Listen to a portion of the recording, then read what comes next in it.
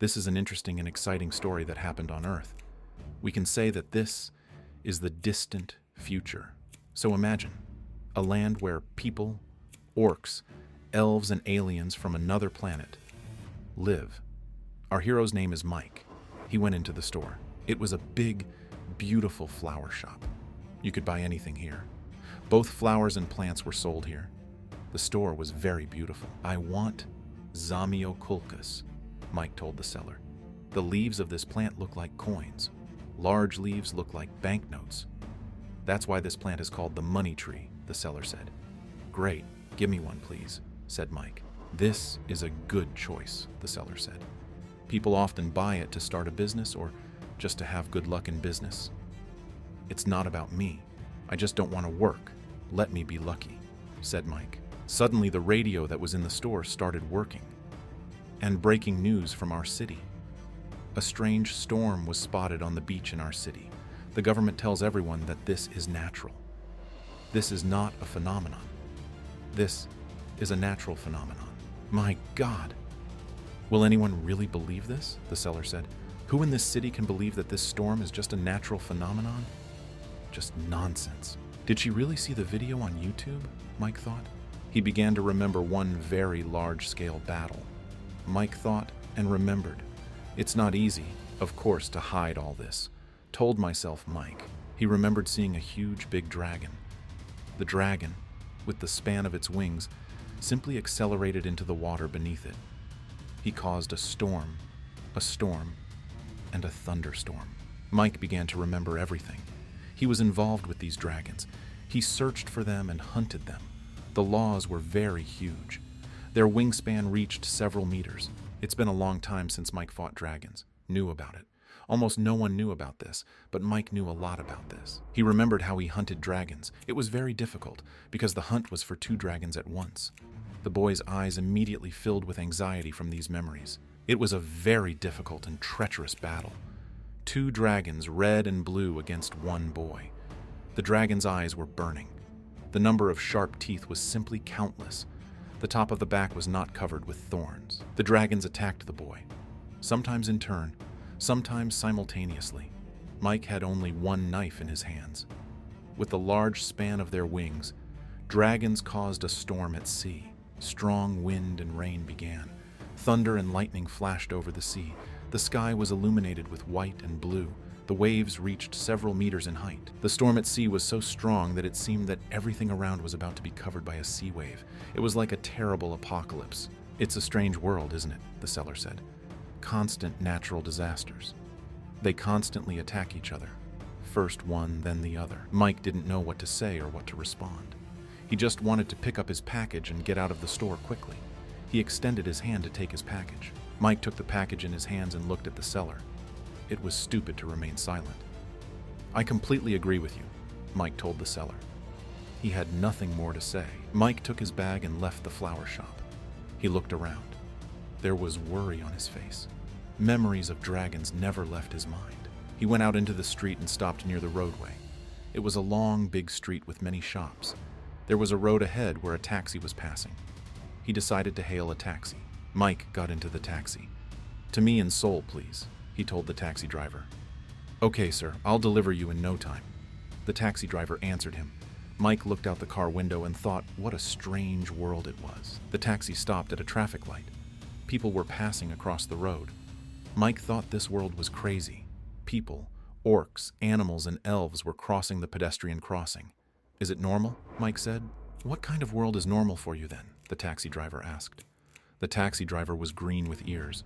It was an orc. "I understand that you did not come to this city to relax," the taxi driver asked the boy. "Why are you here? For what purpose did you come to our city? What brought you here?" The taxi driver continued to ask Mike.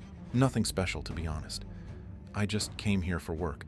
I'm surprised by the population that is here. This is very strange. Unusual," Mike told the taxi driver. "A city is like a city. There is nothing strange. The same as everyone else," the taxi driver answered calmly. "Not sure," Mike said. "The main thing is that I'm here only for work." This story is about what turned out to be one simple boy named Mike. He worked a lot undercover. At this time, The elves were watching him. He was looking for where evil would take place in this city. I tried to find this place and those who would commit it. These were usually evil rituals and sacrifices. Mike tried to stop it. This story will be about a distant star from a distant galaxy. A star that is very similar to the Earth. Looking at it from space, it is very beautiful. And about a man who has been working at this job for 800 years. To be honest, I really don't want to work, Mike said to the taxi driver in a tired voice. My God, I don't want to work, Mike continued to say. Young man, you won't believe it, but I don't want to work either, the taxi driver said in a tired voice. But unfortunately, this is the reality. Everyone should work in this city. On another, it is impossible. Everyone must work for food, leisure, and a good life. Isn't that right? The taxi driver asked. Personally, this is the case for me. I work to eat and survive in this city, the taxi driver said. Yes, in this world you are forced to work only to eat and survive. You're right, said Mike. Indeed, our thoughts are the same with you. The taxi driver kept up the conversation. Mike arrived at the hospital. He walked along large, long corridors, up the stairs to find his doctor's office. The lighting in the rooms was very dim. It seemed that only the light from the window illuminated the inside. Mike found the same office. It said examining the patient. He went inside. The doctor was waiting for him in the office. Mike sat down on a chair, and they began to talk. It's so boring here. I just can't do this anymore. The monotony of life is driving me crazy, Mike told the doctor. There is no option on this earth to just live and not work. I don't understand this. Mike was very sad and depressed. There was no joy of life in the eyes at all. I think I'm just burned out. I've just been doing this damn job for a very long time, Mike told the doctor. What do you say to this, doctor? The doctor was not a person at all. It was an orc. He sat at the computer and typed text. Mike, I think you're just mentally tired, the doctor said. The doctor took out a bottle of pills from his desk. Tall, oval brown jar with a lid. Your diagnosis is burnout syndrome, the doctor said. Need rest. But you are not able to do it yourself? Yes. My mind really needs a rest, said Mike. What needs to be done? Tell me. Should I take these pills as before? This will definitely help me. It seems to me that I am already addicted to these pills. Take these pills and take them without further ado.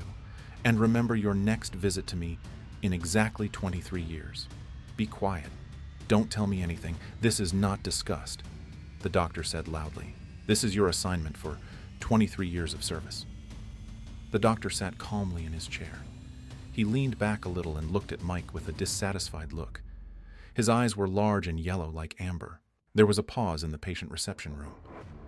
Maybe you have more questions for me? The doctor asked the boy. The boy was so tired that he didn't know what to say to him. Mike stood up from his chair, slowly looked at the doctor and said, I have no more questions for you, Mike answered. I think I will go. Sad Mike turned around and began to leave the office. Yes, go. I don't dare detain you any longer, the doctor said. I remind you that we will see each other in exactly 23 years. The doctor leaned back in his chair, put his hands behind his head and looked at Mike. The doctor continued to sit in his office and work at the computer. He was reading various scientific articles on his computer, but all the time I remembered the boy's words. What is it like to live and not work? Is this even possible? The doctor was surprised. There was only one answer, and it was very simple. If you don't work in this world, then you will simply die. Mike didn't like this truth most of all. The next wonderful day arrived. Mike went outside for a walk. It was very warm outside. The weather was just wonderful. Walking through the park, Mike then watched as the others rested. People and elves were relaxing outdoors in the park. They laid out a blanket, put up sun umbrellas, and had small picnics. Children ran on the grass and played different games. Today is just a beautiful day. Looking at the sky, Mike said. The boy looked at the sky and houses. The weather was really beautiful. The sky was bright, blue, and only white clouds floated across it. Suddenly, a siren sounded throughout the city. This was a warning to the entire city about the danger. What's this?" People shouted to each other about the danger. Then they announced over the loudspeaker, "We ask all residents to immediately go to the shelter." How quickly this beautiful, quiet day ended. Mike said indignantly. That was good. Mike put his hands in his pockets and walked slowly. I went towards the shelter. At this time his phone rang. He understood that now there would be a serious conversation. The boy picked up the phone. A woman's voice said on the phone, "Mike, you got a job. Is this a bank robbery?" Mike asked. A girl was sitting in the office talking to Mike on the phone. "Yes, this is a bank robbery. As we expected. This is all from a top agent in Korea," the girl said to Mike. "Tell me what the payment will be," Mike asked. "Trust me, the payment will be the same as last time. Everything is stable with us. Payments without fraud," the girl said. "How boring is all this?" Mike said out loud. He hung up and began to move towards the crime, where the bank robbery took place. The police have already arrived at the crime scene. Quite a lot of them came. All of them were wearing bulletproof vests and carrying weapons. We all moved back. The policeman shouted loudly. People stood around the police and watched what was happening. One of the policemen was simply furious with anger. "Everyone, move away from the building," the policeman shouted. "The safety of residents comes first." The policeman's eyes were simply mad. They were filled with red paint and blood. It seemed like he was simply turning into the wildest monster. "Hey, Johnny, what's going on here?" Mike asked loudly. Johnny was a police inspector. He was an orc. "There is a criminal in the building," the inspector replied.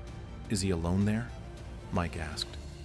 "Yes, one," Inspector Johnny answered. "Many people have already run out of the building. Judging by the latest count, there are 4 people left in the building. 4 hostages. Everyone is missing. The hostages are unconscious, except for one," the inspector said. "Everything is clear. I'll take it upon myself," Mike said to the inspector. "What do you mean, take it? Will you take what? Are you going to do this alone?"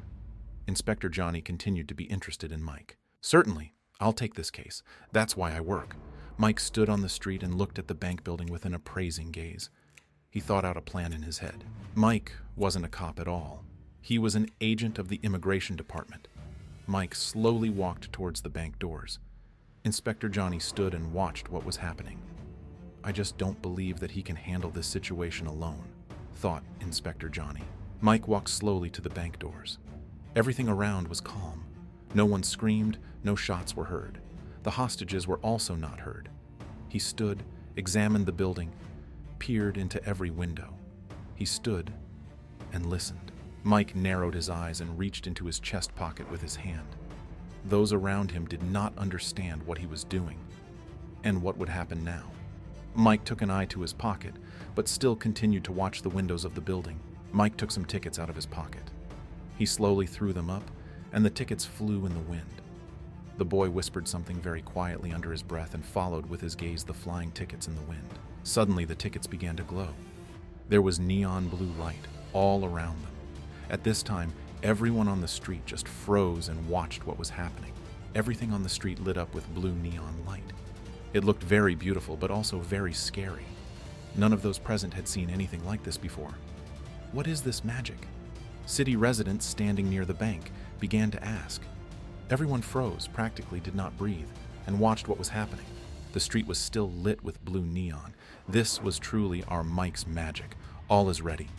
"Now I'm off," Mike said loudly to Inspector Johnny, and he headed to the bank doors. Inspector Johnny began issuing commands to his subordinates. "Convince all residents to stay away from the building," the inspector said. "Does the immigration department allow all this?" the policeman asked. "His name is Mike. We have known each other for a long time. As you can see, he is a difficult cop. He has magic. Just do your job, my boy, and everything will be fine. Trust the professionals," the inspector said. "I thought immigration only caught foreign criminals," the policeman asked. "How did their department even end up here? Do they really do such things?" the policeman asked. "Didn't you learn the difference between an immigration office and an immigration department in school?" the inspector asked the policeman. "What were you doing at school anyway?" "I hope I attended classes at least occasionally. At night I worked part-time. I worked night shifts and worked at various jobs to have money. That's why, sir, I slept very often in class," the policeman said. "Okay, Don't worry, Guy. Yes, and you will learn everything. You are still very little. Your whole life is ahead of you. Everything will come with experience, believe me. Just remember what I tell you, and that's all. As you said, the immigration office deals with complaints from foreign citizens, but an agent like Mike deals with special people and foreigners. If you understand what I'm talking about, the inspector asked the young policeman. Yes, my young colleague. People like Mike deal with special foreigners who come to us from abroad. Perhaps these aliens are from another planet or galaxy. Sir, are you saying that there are aliens from another galaxy inside the building? The young policeman asked the inspector. Yes, that's right, my boy. Exactly, the inspector repeated. The two of them stood and looked at the bank building. There was another level of illegal immigrant in the building. He was clearly from another galaxy. He grabbed the hostages by the hair and dragged his side across the room. It was a foreign visitor from very distant places. He didn't know the feeling of pity. He did not recognize that there is goodness and love in the world. His name was Ken. Mike walked into the building, stopped, and began reading information from his phone. So, Ken has been unemployed for 21 years. He awakened and registered as a user of special abilities last year. Mike continued to read the information from the phone. He used this to go work for a security company. This is already interesting, said Mike. He failed there, but there he failed miserably. Now everything became clear to me. He's special. He has superpowers and strength. The rumor said the words Mike.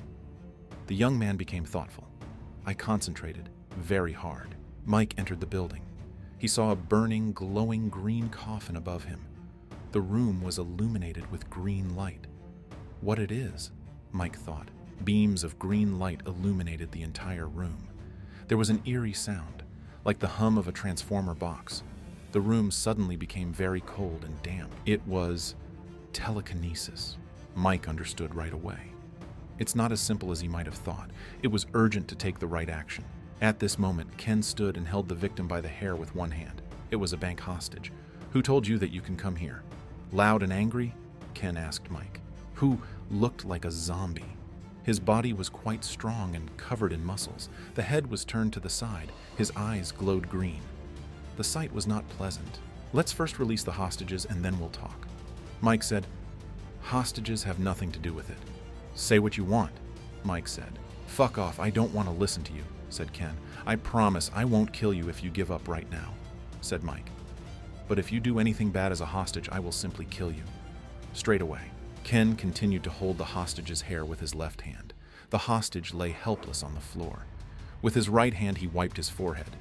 Shut up and do what I tell you, Ken shouted. As I understand it, this is your last warning in my direction, Mike said calmly. Let the hostage go, I'm telling you, and we'll talk like real men, Mike said loudly. Ken continued to hold the hostage by the hair. Are you an idiot? Don't you understand what I told you? Ken got angry and shouted loudly. I told you to shut up and listen to me. Ken continued to scream. His eyes glowed green with rage. Do you think I'm joking and playing around here? Ken continued to speak loudly. You think you can treat me like crap if I'm unemployed? Are you very much mistaken about this? Ken said to Mike. I thought my life would turn upside down with the appearance of this power, but I can't even get a job. I get paid $65 a month. It's just like a scholarship for the dumbest student. How can I survive on this earth for such little money? Ken was indignant. Do you even understand that I'm just surviving here? Why should I be the only one to suffer like this? Let everyone suffer, Ken shouted very angrily. It turns out that my life on this earth is useless. She's worth nothing. I just have to survive. Now that I think about it all the time, I feel even worse. That's why I came here to this bank to pick up my scholarship. What he deserved. Ken was indignant. But then, an unfamiliar grandmother came up to me and said that I had something dirty on my back. She said that she would wipe this dirt off my t-shirt. I felt terrible pain when she touched my back with her hand. Ken said, Keep talking, Mike said. This is already interesting. What happened to you next? What happened? Mike repeated, asking. At this moment, the hostage raised her head. It turned out to be the same grandmother. In a terribly nasty voice, she said, Hello, I had a lot of fun here, Grandma said. I'm glad no one recognized me, although you saw me at first sight. Ken was surprised. I was a little scared. There was confusion and a little fear in his eyes. My face was completely sweating from fear. Beads of sweat ran down his cheeks. Now he didn't understand what was happening. "Oh my God, my hand feels so hot," Ken shouted. "She's all on fire." Ken let go of the hair of the grandmother he was holding.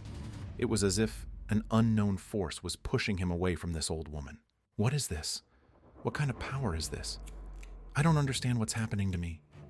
God, it hurts, Ken shouted loudly. He had a high fever. My hair and face were wet with sweat. What is this? Stop this, Ken asked. You have a very good sense of smell. Smell like an immigration dog. Navit, this grandmother, was very scary. A very ugly face and many wrinkles on it. Her eyes glowed with a green, bright light. I'd be a complete fool if I didn't notice you, said Mike.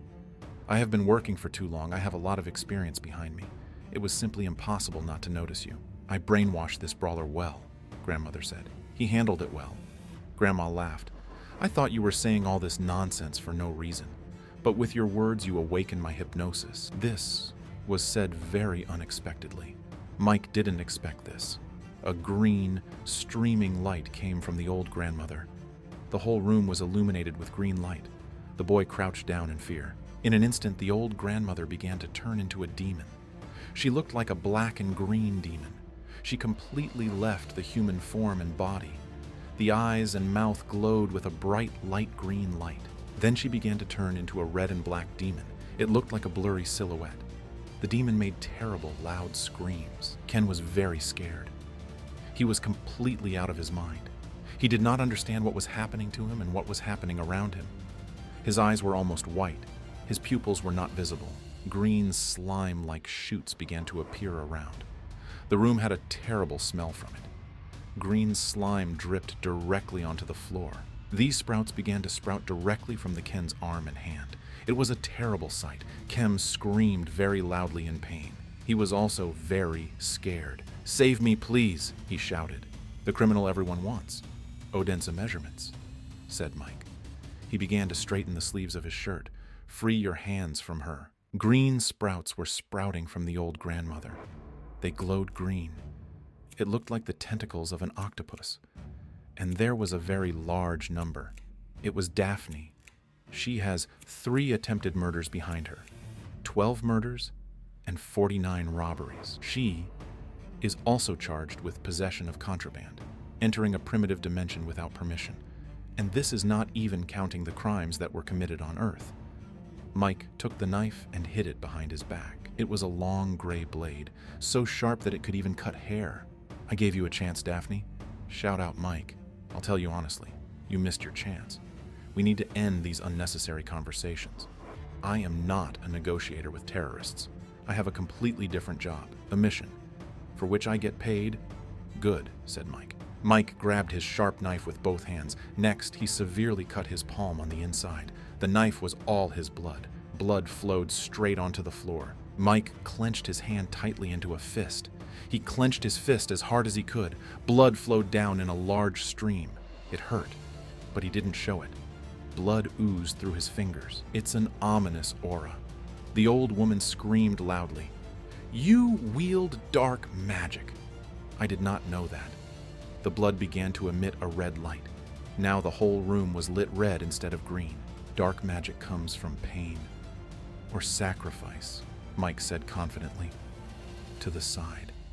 He held his hand out to the side. Blood flowed onto the floor. All this is the absorption of life force. Of course, this magic is banned in some countries, Mike said, but it is allowed in case of self-sacrifice for the good or self-defense. Mike unclenched his fist and the blood continued to drip, said Mike. The old grandmother named Daphne laughed. But the life force that you lose will never return to you, grandmother said. It turns out there is so much vitality in people. Simply amazing. Look at him. Now he's just lying on the floor. Until recently, he had so much strength that many could envy him. And what happened to her now? Daphne said. I will make this life force mine too, Daphne said evilly. She turned into a black and green demon again. The large mouth and narrow, large eyes glowed with green light. Mike was unhappy with this turn of events. It seemed to him that he was in control of this situation. It seemed that he had already solved this problem. However, the old woman did not give up. The green light began to fill the entire room again. Then Mike raised his hand up. She began to grow in size very quickly. Instead of nails, claws appeared. Blood flowed from the fingers of this hand. The red light began to replace the green light. Mike stood and looked at his grandmother. Real magic was happening behind his back. A silhouette resembling a man and an animal appeared behind him, black-red color, with glowing red eyes. It made a terribly scary sound. What is this? I can't listen to this anymore. My head is about to explode. Daphne screamed loudly in hysterics. You did it, Mike. This is simply incredible. Mere mortal people are not capable of this. I know that for sure. How do you do it? What kind of power is within you? Daphne asked in horror. Mike just stood calmly and looked at his grandmother. It was clear that she was in shock and did not expect this. How can an ordinary person use so much dark magic? Just wondering how much life force you spent, Daphne asked. If you think about it, you've wasted half your life force, just for the sake of dealing with me. I think this is too stupid for you, Daphne said. At this moment, blood was still dripping from Mike's hand. Who are you? You're not a human. What are you? Daphne screamed loudly. This is simply unthinkable. She was too surprised and shocked. The old woman did not expect that there would be such a rebuff and so much black magic directed at her. I'm not sure what you're saying. I'm only sure that you're wrong. This is my job. Look for evil spirits like you. Rid the world of this, Mike said confidently and calmly. At that moment, his eyes burned with red fire. It's unthinkable to even think about it. Life. You specifically spent decades of your life just to find me. This is crazy, the old woman said. What are you? The old woman screamed in horror. I can't do anything against you. I also have dark magic, but it does not work against you. Mike stood calmly and looked at the old woman. Next to her was just a giant humanoid monster. He was black with red glowing eyes. It made growls and sniffles. I'm ready to spend my whole life on people like you, Daphne, Mike said loudly to the old woman. Understand, I'm just doing my job, for which I get paid well. Although I'm very tired of working, it's people like you that make me do this again and again. Rid the world of evil spirits. I don't fully understand what you want to do with me, the old woman said. You see that I am powerless against your warm bug. Your strength is just off the charts. I have never encountered anything like this before. Believe me, I will not sit idly in one place, the old woman said. As far as I understand, this will not happen without a fight. So let's not wait. I'm ready to take the fight. Mike began to use his dark power against the old woman. His black monster with red eyes began to attack an old woman named Daphne. He constantly struck her with energy blows. What's happening? Daphne screamed. I don't understand how to deal with this. My strength is leaving me. I'm burning inside. Daphne continued to scream. More wrinkles appeared on her face from the pain. Mike's black giant monster continued to attack the old woman. He shot red lightning at her. He enveloped her from all sides with his hot energy. Well, I'll continue. I want to see what you can do. How much will you be enough? It could be for an hour or just 30 minutes. Perhaps I'll finish in a minute. I have enough strength for this, said Mike. Daphne was already lying on the floor.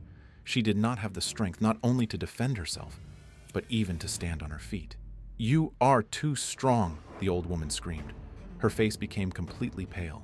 Mike boldly put his hands in his trouser pockets. He walked along the old woman and looked at her. What hurts you? This is worse than you expected from me, Mike asked. Yes, I didn't expect this. But wait, I'll pay you if you let me live. I can give you a lot. Think carefully. Don't refuse such a lucrative offer, the old woman said. Will you pay me? I wonder how. Mike smiled. The price I will name for your life, you may not be able to bear. Trust me, it can't just be money, Mike said. Mike, do you know why only a lot of criminals gathered on Earth? I know this. And I know this secret, the old woman said, barely audible and barely breathing, as she continued to lie on the floor. The old woman began to tell the story. One day, The main predictor of the dimension prophesied that in the farthest corners of the dimension there is a part of the soul. It was dropped by the worst criminal in the history of mankind. Listen to me, please. I have a clue that will lead you to her, and there will be riotous queues for this reward. This will happen if you just decide to sell it. If you promise that you'll let me live, I'll tell you. The old woman spoke. I'll tell you honestly, I'm not interested in this at all, and this is not my topic, said Mike. If I sold it, my committee would immediately start looking for me. I don't need this at all. I do my job honestly, plus everything. I have someone right in my hands, said Mike. Who is this? Who are you talking about? Didn't understand, grandmother said. Are you trying to trick me right before I die? Mike asked in surprise. The life force that has fallen victim to dark magic will never be restored, Mike said loudly. He stretched his hand to the side, made a fist in his palm, and instead of red blood, a colorless liquid flowed down. I didn't come up with this. This is such a law of the universe, said Mike. He lowered his hand down. She looked like a dead man's. Colorless, gray, dry hand. Who are you? What race are you? The old woman asked with the last of her strength. She was lying on the floor and practically dying. Mike's eyes were still glowing red. Behind him was a black giant monster. This terrified the old woman. Mike looked down at the old woman. His eyes burned with red fire. I'm telling you, I don't know what race I am, Mike answered loudly. How many unearthly criminals I have on my account. They simply cannot be counted anymore, Mike said out loud. He looked at his hand and fingers. Black-red smoke came from the fingers. My God. I'm so tired of all this. I'm so tired of working. How I want to just lie down and rest. In a park in a clearing. Just listen to the birds singing. Just lie down and watch the sky as the clouds float by, Michael said. Mike turned around and looked at the man who was lying on the floor. It was a hostage. He was breathing and showing signs of life. It was very good. Is the hostage still alive? He said out loud. Mike, is it really possible to forgive such a crime just for a couple of robbed banks? Mike thought. I don't know how to forgive. This story is not about me, he said out loud. Mike. He put his hands in his pockets and began to walk out of the bank building. Mike walked out of the bank building with a confident gait and slow steps. He was very pleased with himself. A job well done should be well paid. He knew this very well. There was still a white and blue fog around the bank. A strong wind blew. Passers-by stood on the street and looked at the bank building.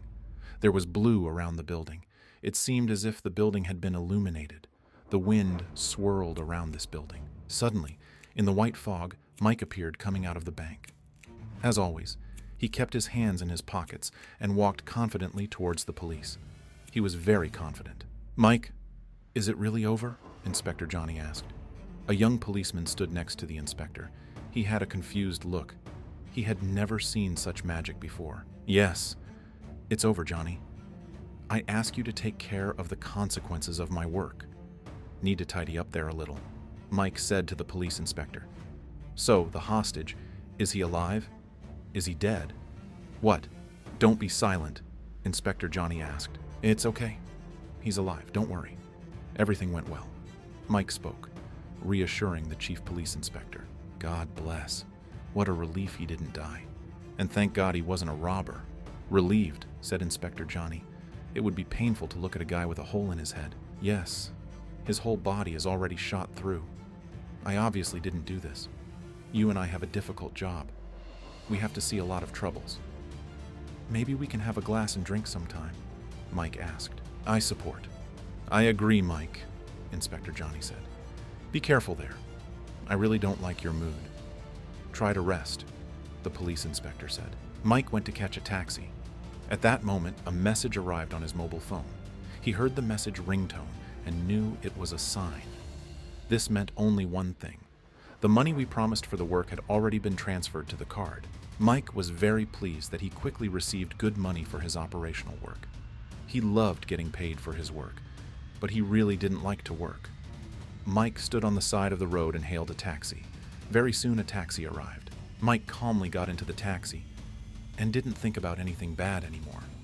At that moment, he just wanted to rest so that no one would call him. I didn't say a word to him about work. He could enjoy nature and silence, although the local residents had already dispersed, and it was quite quiet near the bank building. The young man got into a yellow taxi. The streets were empty. There were practically no cars left or right. Mike didn't like to walk long distances. "Where we go?" the taxi driver asked Mike. "To the bookstore, please," answered Mike. Mike was sitting in the back seat. He threw his head back. His eyes were tired and sad. Sometimes he looked out the window. A very small circle of people knew all the details about Mike. He is a famous agent of the Bureau of Immigration. 99% of cases solved successfully. However, this was not always the case. He opened his profile. It was a questionnaire from prisoner number 666. He was sentenced to correctional labor, criminal under limited influence on the mind. This questionnaire contained a complete dossier about Mike. There was a photograph of him in the dossier. In the photo, Mike stood in prison clothes and held a 666 sign in front of him. This is what few people know about, that Mike is not a person. One day, Mike committed a crime. He was tied up and put in prison. Instead of just finishing him off on the spot, Mike's body and mind were taken from him, and they sentenced him to correctional labor. All the very important work, which is too dirty and hard for other workers, is given to people like him, people with altered minds. So, Mike's entire biography consisted of only this: first work, then prison. Next came dismissal, and then release. As a result, Mike received a deposit of plus 200 daylants and drukar. This is such a currency. Mike's life followed only one scenario. Everything was banally simple. Every time Mike successfully completes his work in this hole called Earth, he received a universal currency called Daylant. He earned this currency and constantly paid taxes. If he fails to pay taxes, and his account goes into the red, he will face the death penalty. Mike checked the receipt of currency into his account. There was a very large sum there. "Wow, I have a whopping 5 million Daylants." "Delighted," Mike said. "Here the meaning of tax payments differs from those on Earth." Mike said to himself, "Mayans nati ki antur fi." Today Mike caught Grandma Daphne. It was not an easy job. There you are paid that too when you retire. But here you have to pay it yourself to get that damn pension. This is the reward that I received for today's work. Mike thought very hard. Most likely it will be several thousand Dalantas. Mike thought, and if the Dalant's earnings turn into hell as soon as you become a prisoner? Still, one day, the thought appears to steal earthly currency. Then quickly exchange it for Dalanta and pay for your release. Mike spoke to himself. The weather outside was cloudy. There was a little fog. It was going to rain soon. A strong wind was rising. Mike continued to drive in his yellow taxi, continued to think and reflect on life and work. For some time, the taxi driver and Mike drove simply in silence. Then, he asked for a taxi. "Young man, is something bothering you? Did something happen?" "I am a taxi driver. Talk to me and you will feel better," the taxi driver said. "Only one thing happened. I'm tired of working on this earth," said Mike. Mike continued to look at his notes. He looked at everything that was on his bureau's website. "We need to do something, just not to live like me." Mike continued to think, "I'm tired of this life. I live to work and work to survive on this earth." "My God, how tired I am," said Mike. Mike began to review all his payments. He checked everything, all his accounting. Everything that came to him was due for his work and for the difficult missions he completed. "The payout for my mission is not even close to 5 million. It's just a nightmare," Mike thought. Mike saw that he was offered to receive and deliver the soul of a criminal under the identification number ASCF1 for 7 million. One day, the main predictor of the dimension prophesied this to him. She said that part of the soul of a terrible criminal was lost. ASIF1. If only I could complete this mission. "Damn office," Mike said out loud. The taxi driver looked at Mike and saw that he was very upset. "Sir, this must be a very difficult time at your job. Don't worry so much. Everything will be all right. You just need to hang in there. You're a man," the taxi driver said. Mike continued driving in his yellow taxi. "No, I think it's time for me to get out of here. I think I've been sitting here too long. I cannot go on. I don't have enough patience, said Mike. Who would have thought that I would work here for 800 years? Mike thought to himself. Mike clasped his hands in front of his face. He laid his head on them. He looked very thoughtful. The taxi driver saw that the young man was very worried.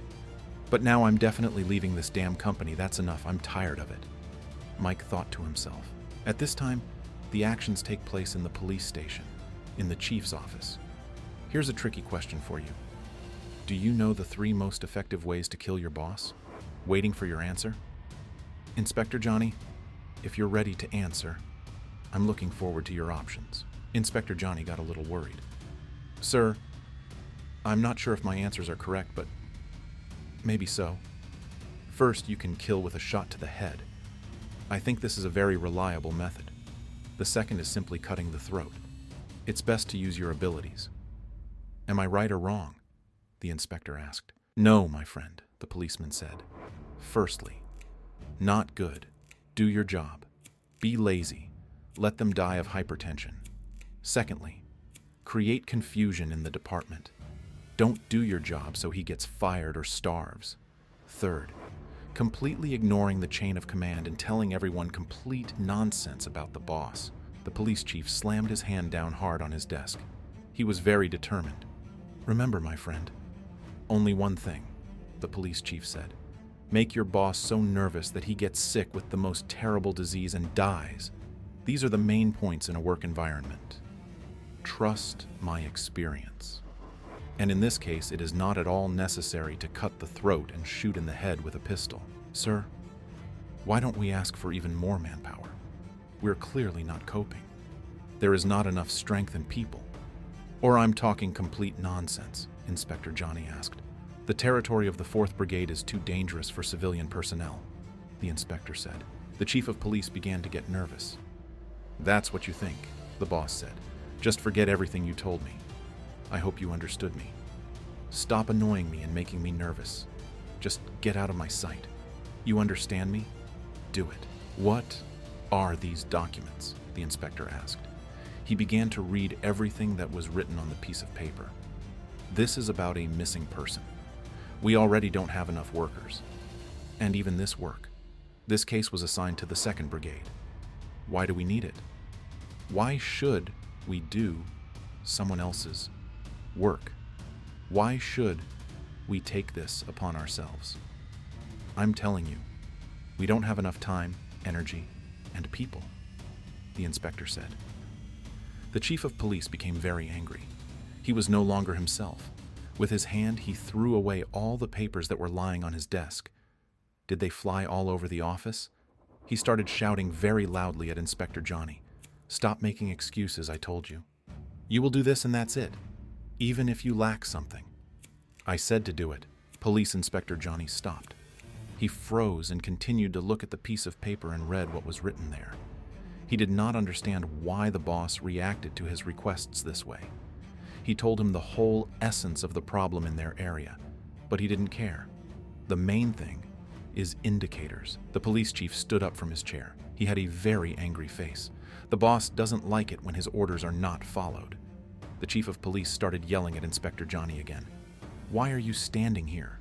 Have you forgotten or lost something here? I'm asking you. Go and execute the order. Police Inspector Johnny did not understand how this order could be carried out. After all, the police station really did not have enough strength and staff. They didn't have enough time to solve their cases. Why take other people's affairs from other areas? He didn't understand this. Why are orcs so slow? Cannot understand. The chief of police shouted loudly again. I'm already leaving, said Inspector Johnny. At this time, events began to develop in the bureau where Mike worked. It was a small, inconspicuous building. The building looks like all the others, so as not to attract attention. But it was wonderful weather. Along-ended, the sun was shining, and only white clouds slowly floated across the blue sky. Mike walked into the office where he worked. It was an ordinary office building, with many offices. The doors were an inconspicuous gray color. He opened the door and slowly walked into the office. As always, Mike kept one hand in his pocket. Are you really here, Mike? I'm tired of waiting for you. A woman's voice asked Mike questions. Mike looked very tired. It was clear that he did not want to do anything. He was too tired. There was disappointment in the eyes. A young girl was sitting on the office sofa. She looked to be about 30 years old. She was dressed in a soft pink pantsuit that elegantly emphasized her slender, beautiful figure. She was sitting on the sofa and reading the latest newspaper. Her name was Katie, or Kat. She was only 25 years old. She is an assistant at the bureau. When will you? Mike finally change your phone? Katie asked. The girl put the fresh newspaper aside. Mike stood in the middle of the room near the table. Mike, do you even know how difficult and tiring it is to text you? I write each message to you separately. Is it really impossible to change your phone to a newer model? We need to keep up with the times. Katie was indignant. Katie indignantly showed her mobile phone. Almost all the messages that were shown on it were messages to Mike. Now you have become the second most important contact in my phone. Who's the first? Mike asked. Credit card company, of course. I write and call you even more often than my own beloved mother. Don't you think this is strange? Katie spoke. What is it with us? Not understanding the situation, Mike asked. Why is this big box in our office from? And why is it on my table? Is this package for me? There's nothing illegal? Explosive drugs? You checked. Mike started asking questions. Are you talking about this box? Katie asked. Sorry, I completely forgot about her. Trust me, there's nothing scary there. Don't expect to find explosives or drugs there. There is nothing like that in this box. Calm down. I assure you of this. And don't be so nervous, Katie said. Then, Mike carefully opened the cardboard box lying on his desk. After what he saw, he was very surprised. It was a full box of potatoes. How many potatoes? Why did you buy so much? Mike asked Katie. Okay, I'll ask more. Why does a person who lives alone need so many potatoes? Can you really eat that much? Look how skinny you are. Thanks for the compliment, Katie said. In fact, I bought an entire box of potatoes just to share with my boyfriend, who also lives alone. I hope you understand who I'm talking about? Katya smiled. You should like simple, cheap food. You're already an old man. Katie continued to smile. Mike took a deep breath and said, Katie, don't be such a spender. Learn to save. Mike sat down in his chair and began to look at Katie. She was holding a blue folder in her hand. Since you have come such a long way and come here, I hope this is for work matters, Mike asked. You are a very smart boy, simply amazing, laughed Katie. You guessed it. Katie handed Mike a blue folder. A request was written on it in capital letters. I asked the immigration office to hold off on this. Katie said, I just wasn't sure whether you would take on this matter or not. If you say that, then there is something dubious here. Missing person? Mike asked. I guessed it again. That's right. Missing person. Katie said, this man is President Hassan. I think you yourself understand that this is a very influential and rich man in our world. Katie said, everything is very serious. Just so you understand, Mike, his company has a net income of $300 million. He hasn't shown up for work since last week. No one saw him or heard him. There were no calls from him. You could say he dissolved. And now the most interesting part. Listen to me carefully. Katie said, our bureau suspects that he may be an alien who lives on our soil without documents. Just imagine this. Katie said, Mike, listen to me. And remember, Katie spoke. They want proof, even if he doesn't come back. Because without this, the government cannot lay claim to its shares. Here's the diagram. Is there any heir? Mike asked. He has no close relatives at all. There are rumors that there is a will, but the Bureau must get it first, Katie answered. Mike and Katie leaned their hands on the desktop, looked at each other, and talked. If inheritance is possible, without blood relationship, then, it seems to me, They want to get it even before that. How will this be found? What an interesting scheme, said Mike. They stood so close to each other that their foreheads hit each other. Oh, it hurts. Now I'm sure I'll have a bump, all over the forehead. Katie was indignant. So, then I draw my conclusions, Mike said. If you brought me such a boring case as just a missing person, this means that perhaps the government really needs these shares, said Mike. Perhaps this seems to be true. Katie answered. Mike took the blue folder in his hands. He rushed to the exit from the office. Katie simply watched him go. Maybe getting out of debt this time would be a good idea, said Mike. Well then, I'll go, Mike said. And most importantly, Katie, don't forget to close the door after you leave. We don't have a walk-through yard here. Katie sat on the table and looked at the t-shirt receding in the back. Mike, have you decided to start right now? Are you serious? Katie asked loudly. You are clearly a crazy workaholic. Katie said the last thing. It was wonderful, sunny, warm weather outside. Mike was leaving his office. A small green orc stood near the building. He was still just a boy. He helped clean and sweep the streets. Mike looked at the little orc. Hey, baby. How are you doing? What's new? Everything is fine? Mike asked. Hello, my master, said the baby. Everything is fine. Thanks for your concern. I have nothing new. Everything is stable. My affairs do not change in any way, the baby said. Mike immediately became very angry. He started shouting at the baby orc. Baby, I asked you to stop calling me master. I was outraged, Mike. Just call me Mike or boss. Choose one of these. People may misunderstand me, the kid said. This pronunciation is very difficult for me, and the boss is on the first floor. The baby continued to talk. I'm a little confused. The first floor is the boss. The second floor is the owner. The little orc continued to speak. And why did Mr. Likefield need to introduce me as the owner of the store? I was outraged. Mike, baby, think of something other than the owner, Mike asked. As a sign of respect, the baby bowed low. Okay, I'll try. Take care of yourself, master, the baby said again. Mike realized that talking to the baby orc was useless at the moment. He turned around and walked into the bookstore. It was a large, spacious store with many different books. Good afternoon, Mike said. It was a bookstore where only elves traded. In the store, Mike was met by a long-haired elf with pointed, long ears.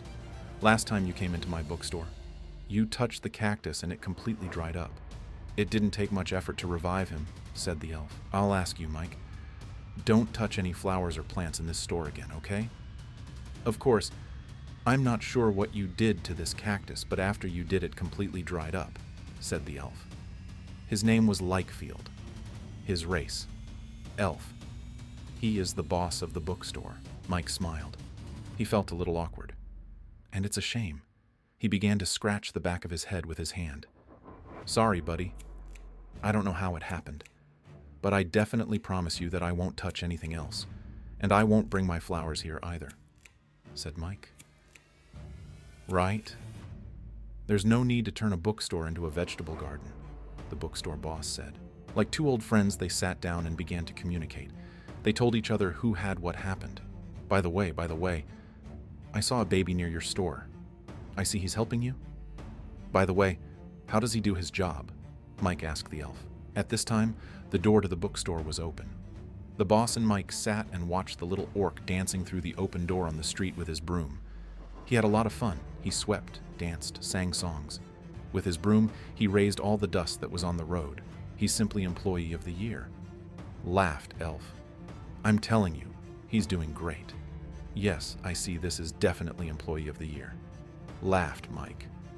And the little orc continued to sweep, dance, and sing his songs. Mike, I don't think you came into my bookstore just to talk to me about life, the boss said. So, how can I help you? Tell me, the boss asked. Yes, you're right. I'm here for a reason. I came to you on business, said Mike. I need to find someone urgently. I know very well that it is your part to look for people. Was he our agent before? So you know he's very smart. There was a slight pause in the air. The elf and Mike just sat and were silent. Then Mike held out and handed him his blue folder. Inside there was a lot of interesting stuff in the dossier. "Please take it and have a look," said Mike. "Okay, since you're asking, go ahead," the elf said, and took the blue folder. "I won't be in debt. In exchange, I will reduce your rent," said Mike. "Stop it, Mike. You're so too kind to me. I thank you, of course, but my pride will not allow me to do this. My rent from you is already too low. You have a kind heart, and if you reduce my rent, then I won't have to pay you anything at all." "It is not right," said the elf. At this moment, the elf began to wave his arms and say spells. He began to use his magic. Beams of blue and white light swirled around him. "Help! Help me! Help me!" the elf spoke. Suddenly it began to appear. In these rays there is a little fairy. She was also an elf, but she was the size of an inch. Small stature, small hands, small dress. She was all just a baby. Mike sat and was surprised. His eyes were wide open from the miracle he had seen. He always liked the elf's magic. They say that when you summon the spirit element, it takes the form of the one you miss most. "Right now," said Mike.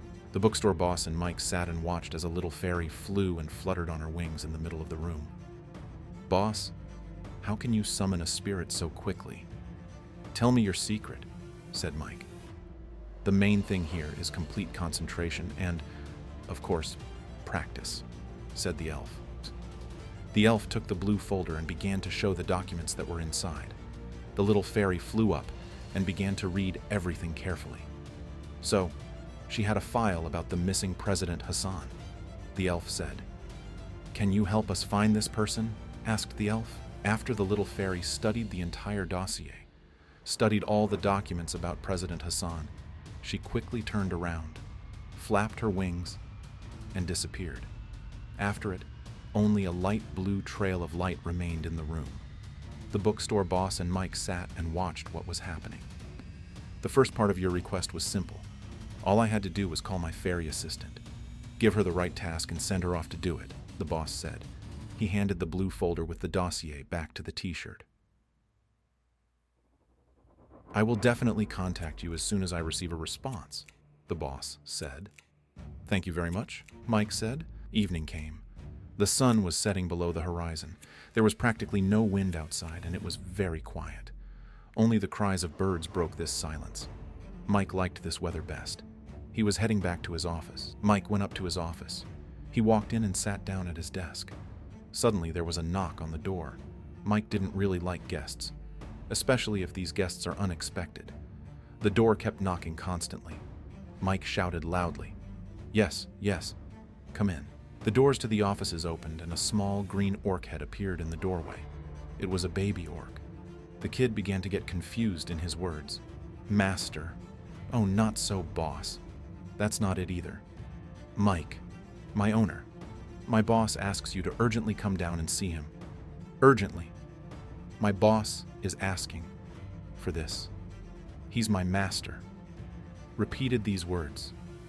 Baby, Mike, hoping that the boss had already found out everything, quickly went downstairs. "Did you really think about it that quickly, Mike?" He walked through the open doors to the bookstore. As always, he walked with his hands in his pockets. This was his favorite walk. "Mike, everything worked out. I found what you asked for. Do you hear me? You found me," said the elf. Mike was very surprised and happy. "Boss, you're just a genius. Boss, you are simply the best in the business." "Thanks a lot," said Mike. "Stop praising me so much and so much. I feel embarrassed. In the end, it didn't take much of my time and effort. So just please, do not thank." "By the way, why are you looking for this person?" asked the elf. "In general, this is a mystery of the investigation, to be honest," Mike said in a quiet voice. "But I can reveal this secret to you. I am completely confident in you. You always help me, boss. I want to interrogate him. I need to ask them a lot of questions," said Mike. "Now. Are you seriously saying this now?" the elf asked. "Do you want to interrogate this man? Then you need a specialist in another matter." the boss answered in a serious voice. Mike was shocked by his boss's response. Can't be. Is there something wrong with him? Damn it. I need him so bad. Told you, Mike? He became very worried and nervous, because this was not part of his plans. The elf looked at Mike with very sad eyes. You know, I always tell the truth. This time I won't lie and deceive myself either. I'll tell you everything I learned. It doesn't look like this man is still breathing, the boss said. Are you telling me he's dead? Mike asked in an excited voice. Tell me everything you find out. Is this even a person? Mike asked the boss with excitement. You know, Mike, I'm not sure about that, the boss answered him. The elf telekinetically transported Mike to where the man he was looking for was located. It's hard to call someone like that a person, said Mike. Did he see it in the forest in the evening? Hangs among. He saw the man he was looking for hanging in the forest among the trees. There were no shoes on his feet at all. Apparently, it has been hanging here for a long time. Mike stood and looked at the man's body. He looked at all the smallest details so as not to miss anything. I wanted to grab hold of every little thing, to understand what happened here. It was already quite late in the evening. The sun was already setting behind the mountains and beyond the horizon. There was a beautiful red sunset across the sky. Mike decided to quickly remove this body, inspect and search him. The body lay on the ground. Mike examined and searched it. Then he took out his phone, dialed the number, and called his assistant, Katie. Listen to me. I searched the whole body and found nothing. I only found a letter in my pocket. There is nothing useful there, other than the mention of the will, Mike said on the phone.